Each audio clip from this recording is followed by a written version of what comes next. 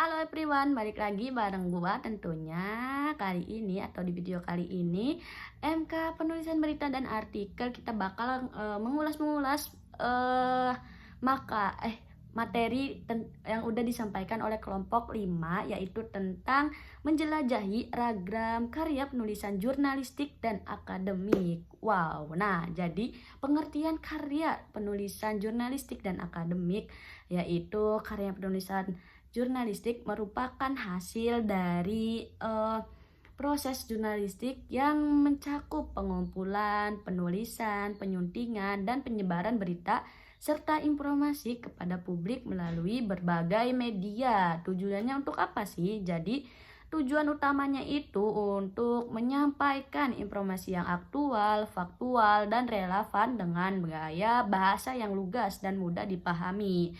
Nah, jenis-jenis karya jurnalistik ini meliputi seperti berita, terus opini atau pandangan dan fitur atau karangan khas. Nah, berita adalah laporan peristiwa aktual yang penting diketahui oleh publik. Nah, disusunnya berdasarkan fakta tanpa opini penulisan. Sementara itu, karya penulisan akademik adalah tulisan ilmiah yang disusun secara sistematik dan logis untuk mengkaji suatu permasalahan berdasarkan data dan teori yang relevan. Nah, tujuan utamanya itu untuk dari penulisan akademik adalah untuk mengembangkan pengetahuan melalui penelitian dan analisis kritis. Nah, bentuk-bentuk karya akademik ini mencakupi seperti skripsi, tesis, disertai dan artikel ilmiah, terus ilmiah yang dipublikasi dalam jurnalistik akademik. Nah, struktur penulisan akademik ini biasanya terdiri dari pendahuluan, tinjauan pustaka, metodologi, hasil penelitian, pembahasan, dan kesimpulan. Nah, penulisan akademik ini menuntut menggunakan bahasa yang formal dan didukung referensi ilmiah yang valid ya teman-teman. Nah, yang kedua yaitu ada jenis-jenis karya penulisan jurnalistik dan akademik. Nah, karya penulisan ini di bidang akademik dan jurnalistik memiliki ragam. Bentuk ragamnya itu yang tidak hanya mencerminkan tujuan kuantitatif masing-masing, tetapi juga memperhatikan pendekatan dan karakteristik yang berbeda. Nah, dalam penulisan akademik ada bentuk-bentuk itu seperti makalah, artikel ilmiah, dan esai. Nah, tujuannya itu untuk apa sih? Jadi tujuannya itu untuk menyampaikan pikiran secara sistematik, argumentatif, dan berbasis data ya. Sementara itu dalam dunia jurnalistik bentuk tulisannya itu seperti opini, fitur, terus ada juga berita lebih menitik beratkan pada penyampaian informasi secara aktual, menarik, dan mudah dipahami oleh halayak luas ya teman-teman.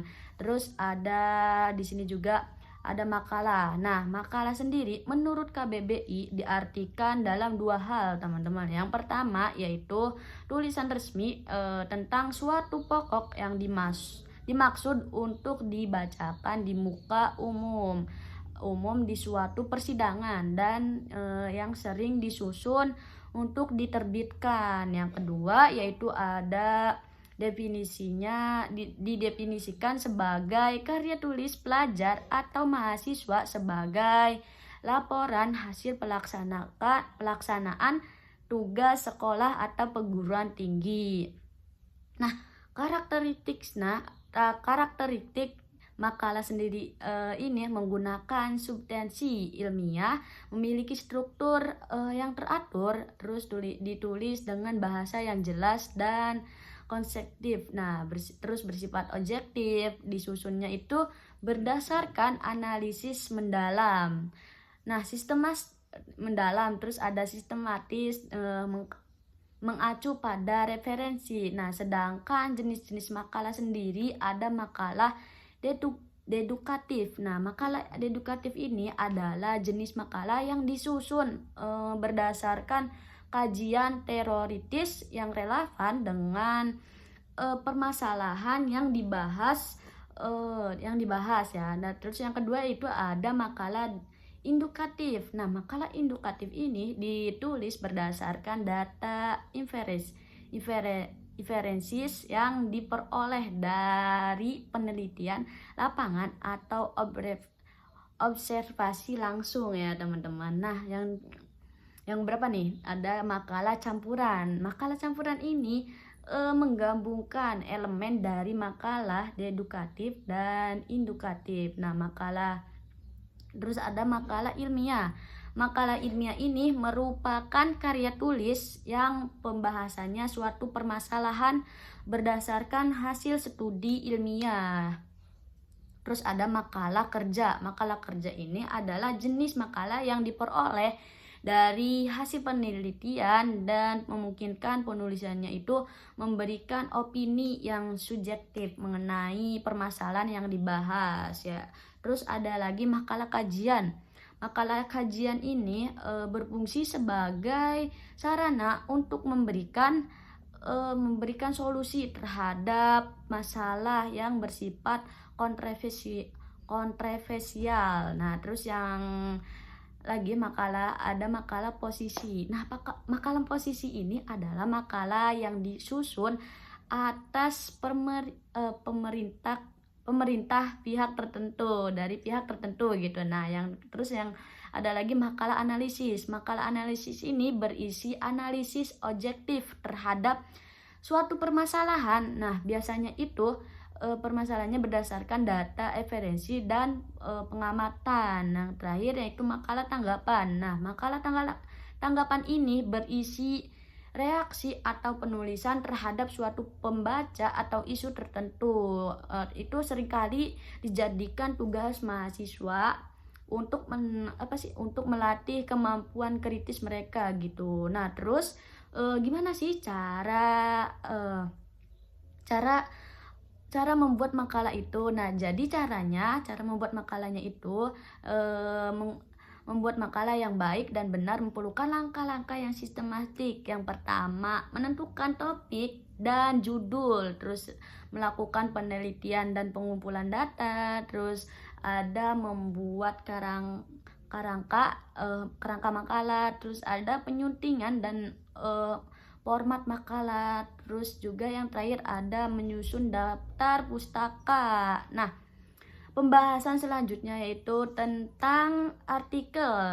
Nah, teman-teman tahu nggak sih pengertian artikel sendiri itu? Menurut KBBI, artikel adalah tulisan konversif seperti karya tulis yang dapat ditemukan di majalah, laporan berita, surat kabar, atau media lainnya. Nah, adapun ciri-ciri artikel itu seperti